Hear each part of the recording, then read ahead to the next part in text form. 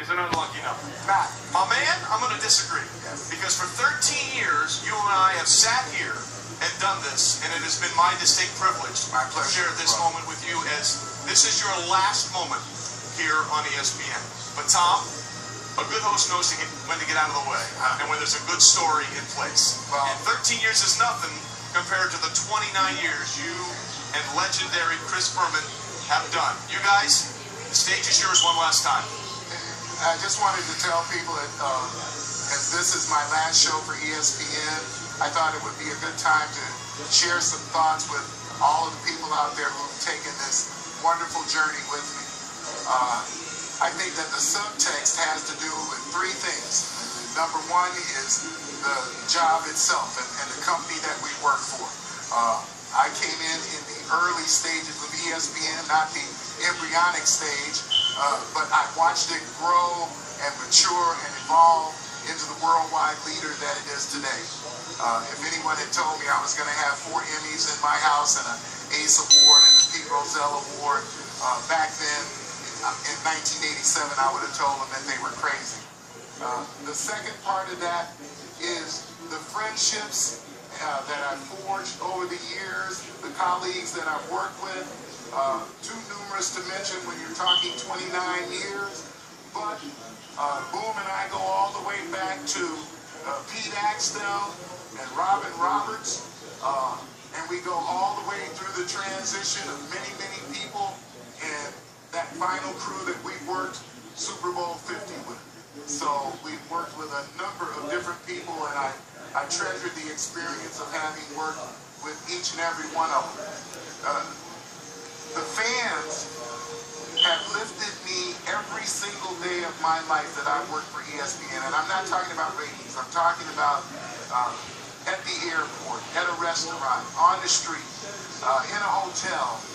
I've had thousands and thousands of people come up and tell me when they're talking about us, we love you, we can't wait to turn you on the weekends, we're watching prime time on Sunday night, and all of those things are so meaningful to me. I cannot tell fans how grateful I am for that.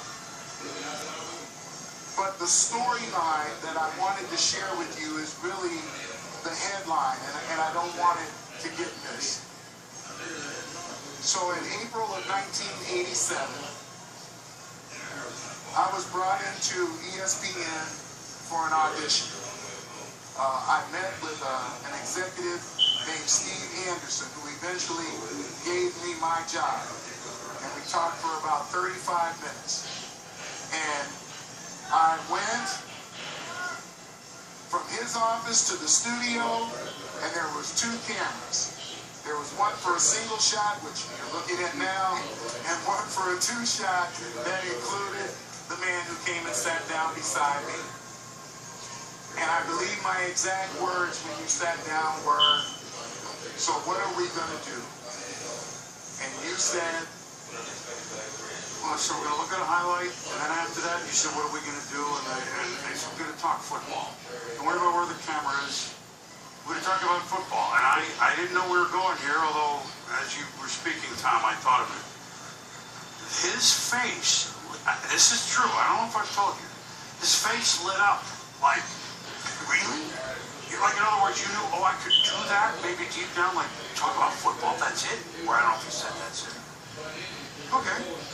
And then we just talked about football. The Broncos, or, you know, whoever was great at the time, and he was the 7th of 7 that they had in for the job, okay?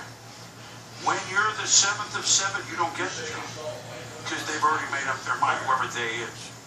And it was like, wow. They all went to huddle.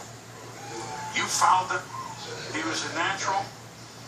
And now you want me to go forward 29 years? This is your night.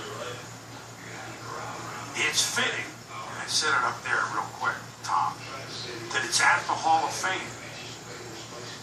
It seems odd, but it's at the Hall of Fame that you decided to say goodbye to football fans. Because the Hall of Fame is a look back. Okay?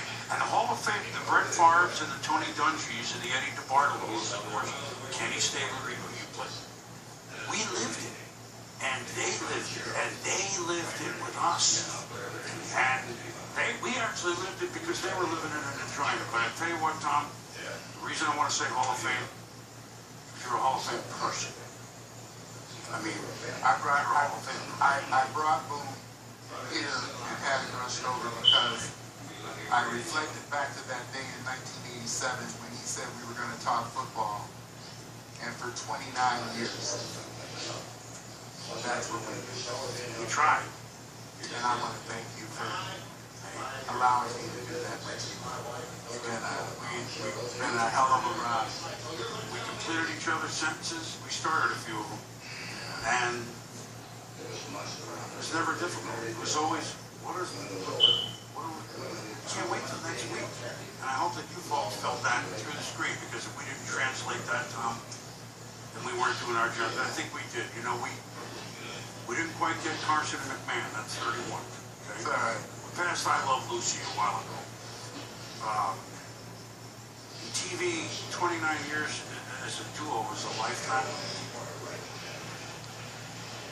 I really don't know what I'm going to do without you, but I'll be watching. I know.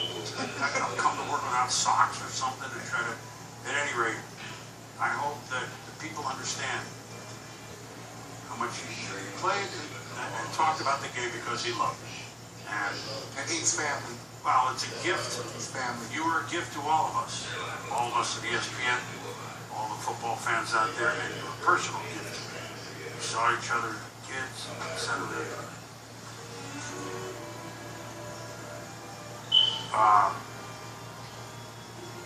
But it's the Hall of Fame is where it actually should happen, because we look back rather than go forward. You know what, Tom? I love you. I love you too. I love you. Now look, I might put his seatbelt on and not let him go, all right? You want to throw to Sports Center? Let's go to Sports Center. You want to go to Sports Center? Yes. Can we always go to Sports Center? Sports Center next.